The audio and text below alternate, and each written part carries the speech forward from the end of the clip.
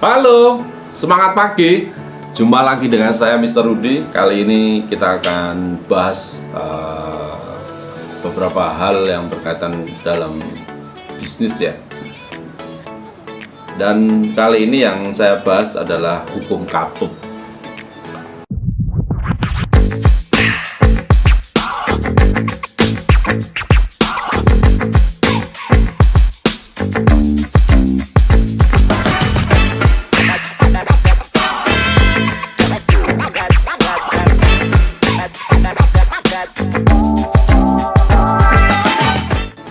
Apa sih hukum katup?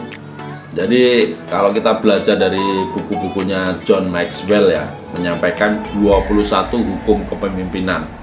Salah satunya adalah hukum katup yang berbunyi, kemampuan memimpin menentukan tingkat keefektifan seseorang.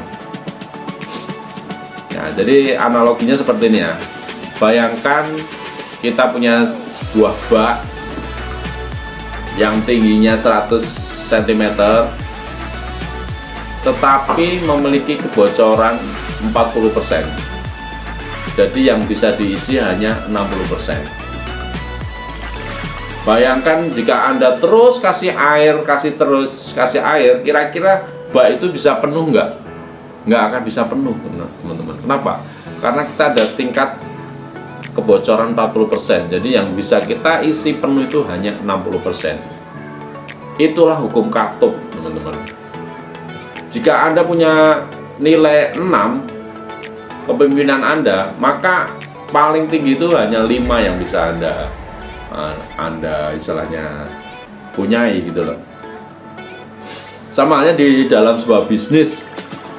Dan pengalaman saya di MLM, saya bertemu dengan banyak pelaku bisnis yang tidak mengalami pengembangan kepribadian dari tahun ke tahun. Sikapnya tetap buruk, keterampilannya tidak meningkat, sensitif, gampang tersinggung, mentalnya lemah, gampang putus asa, berpikiran negatif, suka mengeluh, tidak berwibawa, atau suka bercanda berlebihan. Intinya level kepemimpinannya tidak meningkat. Apa yang terjadi dengan bisnisnya?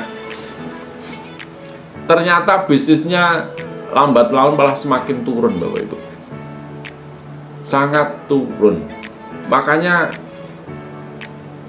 kita belajar itu bukan hanya saat kita sekolah, saat kita kuliah.